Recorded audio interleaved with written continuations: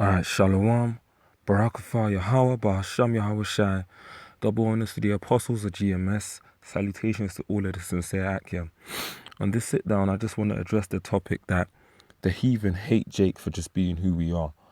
And throughout really the entire time we've been out here, man, all the way from ancient Egypt till now, the reincarnated Egypt, all the heathen have done is just hate on Jake for the fact that we're a great people. We were created by Yahweh Shai to be a righteous, powerful people, man, a nation of kings and priests, man, and that ain't changed from the Old Testament through the Apocrypha all the way to the New, man. The covenants have only been for Israel. These heathens know that, and it irks them, it burns them, man, that Yahweh Shai chose Israel and not them. I just want to go through a few quick accounts just to show you that every single kingdom we've been in, man, has hated us for the fact that we're special, and it's no different from now. So this really is to exhort brothers, man, that are already in the truth to know you're special, man. Yahweh Shai chose you to be really the special of the special. Within Israel, there's an elect, man, and Lord willing, we're all a part of that. We've been called, but we're fighting to make our call into election sure, man, to make sure that we are chosen. But as it stands right now, man, we're the special of the special, man. And I mean, hey, we're all fucked up right now, our righteousness is as filthy rags, but hey, we're the best of the worst, to put it in layman's terms. So I want to grab this first scripture, which is Exodus, the 2nd chapter. This is when the Pharaoh that knew not Moses that knew not Joseph, Salakia. The Pharaoh that didn't know Joseph got erected up, and he noticed that Israel was a powerful nation, man. So let's see what happened. 1 second. Believe it's the. In fact, give me 1 second. Salakia, Akim.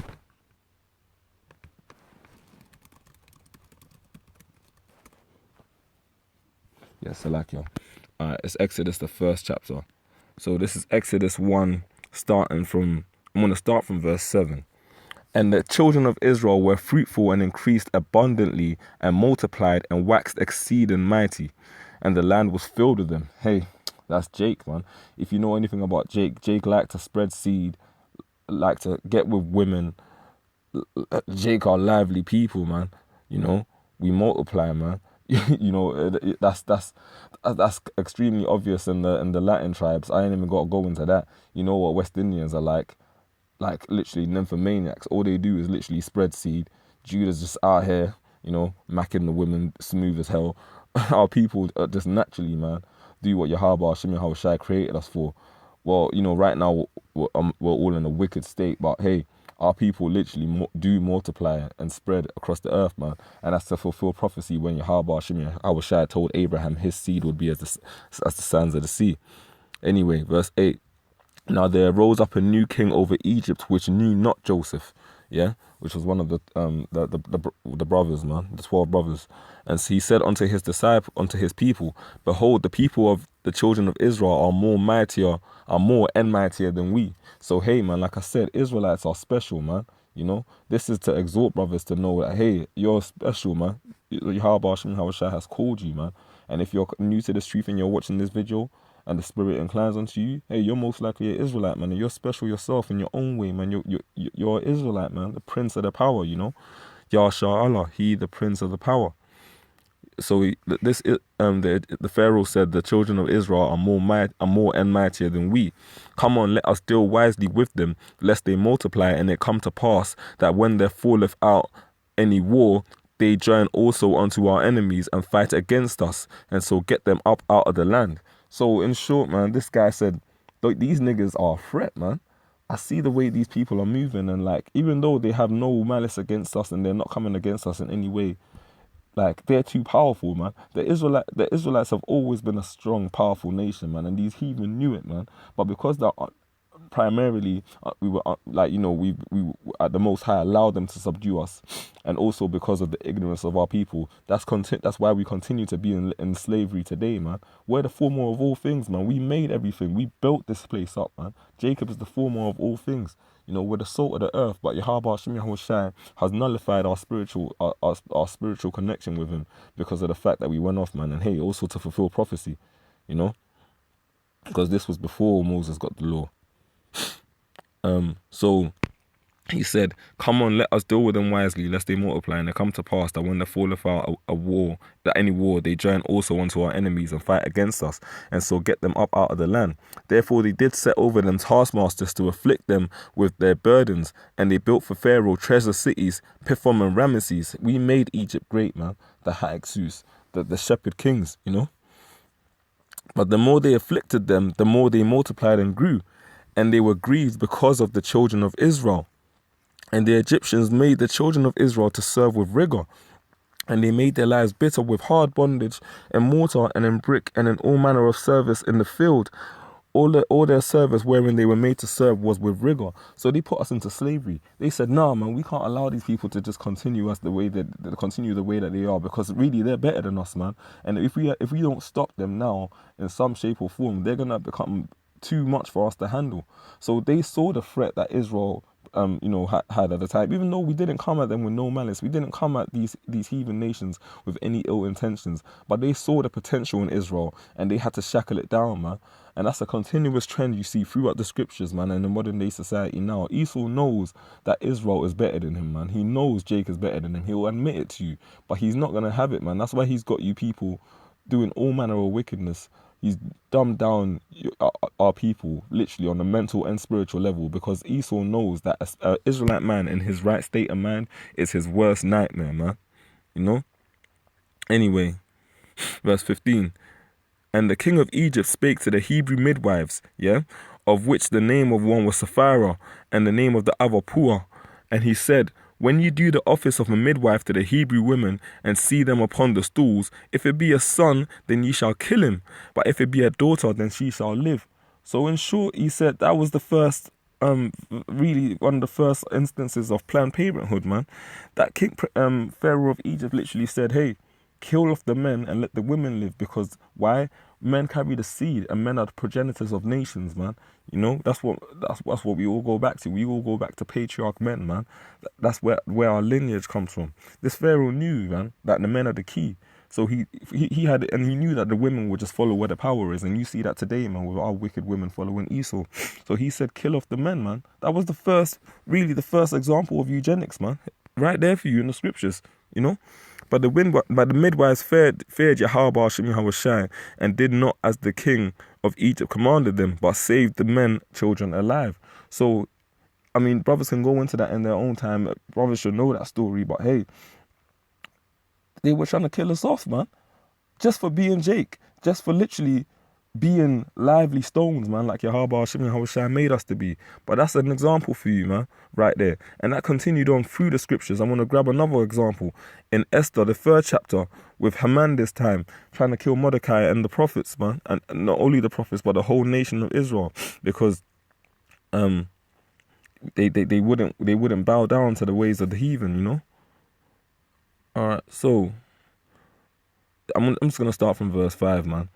Esther 3 and 5. And when Haman, who was a heathen, saw that Mordecai the Hebrew prophet bowed not, nor did him reverence, then Haman was full of wrath. So he was like trying to get Mordecai to sell out. And Mordecai was, nah, man.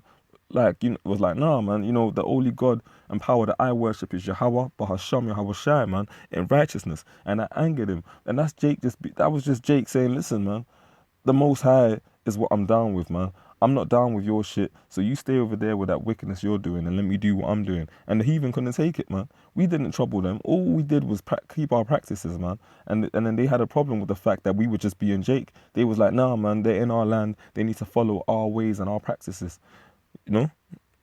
And verse 6, and he thought scorn to lay hands on Mordecai alone, for they had showed him the people of Mordecai. Wherefore Haman sought to destroy all the Jews that were throughout the whole kingdom of Ahasuerus, even the people of Mordecai. And I mean, if you go into it, man, you know, Esther was married to the heathen king, and she swayed his mind, man, and got Haman himself killed. But because Mordecai stood up to Haman, the wicked heathen that he was, came up with a plot to kill all the Jews, man. He wanted to hang us up on the gallows, man. Well, Mordecai primarily and the headmen of Israel. But in the longer run, he wanted to destroy the whole nation of Israel, man. Mordecai clocked onto it. informed Esther, and he prevented that, man. But that's what I'm saying. That's another example of where the heathen were just like, nah, man. These people, man, they come here, they worship their God, they don't want to get down with the customs of the land. We need to destroy them, man. If they get too comfortable, they might come against us and overthrow us, man. You know, the heathen, man, the heathen have always hated Jake, always, man. There's even an account, I believe it's with Joshua. I'm just gonna try and quickly search it up if I can find it.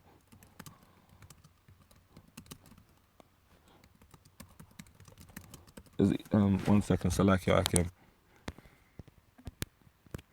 Yeah, there's even an account, I believe it's in the book of Joshua. Let me see if this is the scripture. Ezra, the 4th chapter. Yeah, so Ezra, the 4th chapter, verse 1. This is when Israel was allowed to rebuild, the temple of the Lord. And the heathen tried to get down with the program, man. Let's see what happened. Ezra 4, verse 1.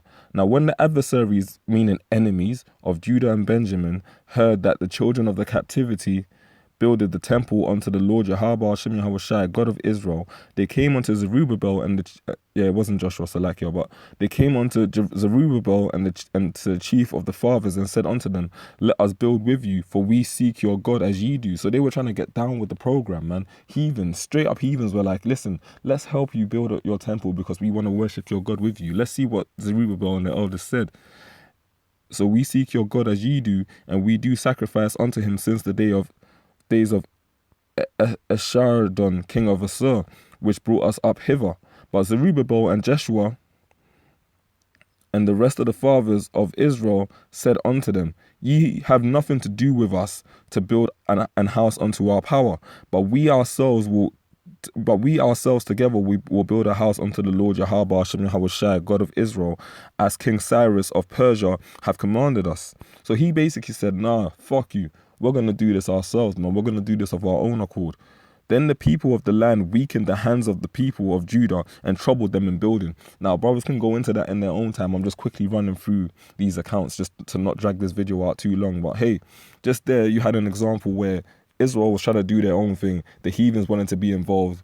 They got told, nah, man, this is an Israel thing only. And they backed up against it and said, nah, fair enough. If that's the case, then we're going to hinder you in your plans, man.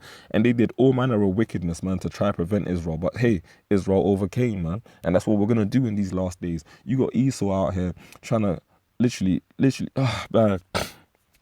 You got Esau out here trying to put us in ultimate subjection, dumb our people down to not even know the basic fact that we ruled in the so-called Dark Ages. I mean, even me, myself, when I was in school, no one taught me that, man. It was only through the elders and apostles of GreatMillStone that I woke up to this wisdom, man. Well, really through the power of Yahweh, Shem Yahweh, through the elders and apostles. But hey, man, it's only through the will of the Lord, man, giving me the apostles to learn from, that I actually understood this truth, man. Because Esau has dumbed us down completely, and and all these nations, man, continuously have had a perpetual hatred for Israel just for being who we are, man. As I read in the first book of Exodus, Esther, the 3rd chapter, with Haman, you had these wicked heathens, man, during the time of the Medo-Persian Empire. You had Antiochus Epiphanes, man, that just literally slew Israel, man, during the time of the Maccabees. And you had Judas Maccabees that had to come and fight against them. You had the Hebrew woman and her 7 sons that were burnt for not bowing down, to the Grecians, man. And I mean, one more famous example, you had King Herod, man, that wicked fucking fake tear, man, with the Hebrew mother but the Edomite father, man. 1 second. So this is obviously going through the first couple verses is about the wise men, but this is when Herod found out the wise men that he instructed he basically told the wise men to tell him about the whereabouts of Yahweh so that he could, inverted commas, worship him himself. But obviously the wise men were made wise to his ploy that he only wanted to kill Yahweh. And so, the angel of the Lord told them not to go back to Herod. And this is when Herod found out. Matthew, the 2nd chapter, verse 16. Then Herod, when he saw that he was mocked of the wise men, was exceeding wroth, and sent forth and slew all the children that were in Bethlehem, and in all the coast thereof, from 2 years old and under, according to the time which he had diligently inquired of the wise men.